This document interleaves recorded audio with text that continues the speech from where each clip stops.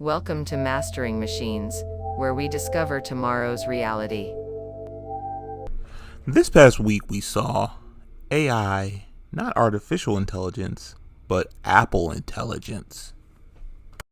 Who was the smart girl or guy in the marketing department who decided to create that?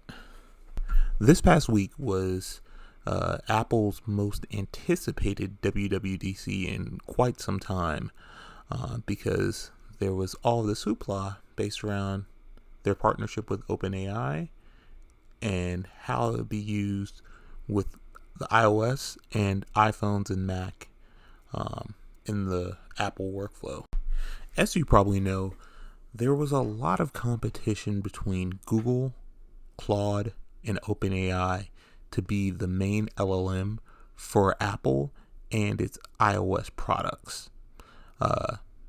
OpenAI ended up edging out Gemini because they just thought, or Google Gemini, because OpenAI is obviously the leader in LLM models as far as how it's being used, the multimodality of it, especially with GPT-4o, and the fact that just in general, their model seems to be edging out every other model when it comes to a lot of the benchmarks.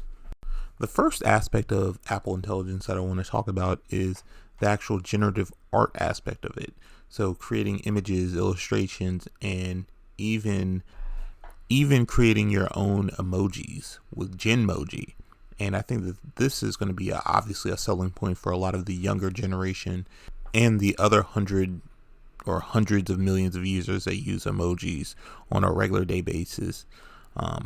Obviously, being able to create your own will be a huge selling point and will allow for a lot of people to kind of bring that over into other sectors like streaming and, with YouTube and all that stuff.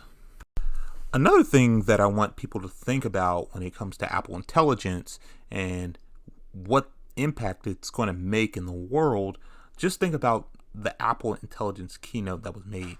Just with these announcements, there were a ton of people basically saying that apps like LastPass, Grammarly, Memoji, all of these things will be kind of obsolete because instead of having to go to a separate app or platform to do these actions, you can do this right in Apple Intelligence on your phone.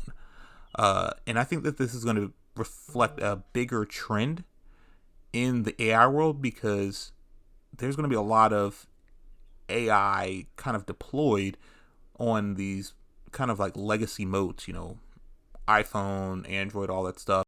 Because a lot of these established SaaS companies like Grammarly or LastPass are going to become obsolete because if you can do that all in your phone or with an established OS or program such as Apple or any other type big program like that, it's going to make it really hard for SaaS companies to survive in this climate.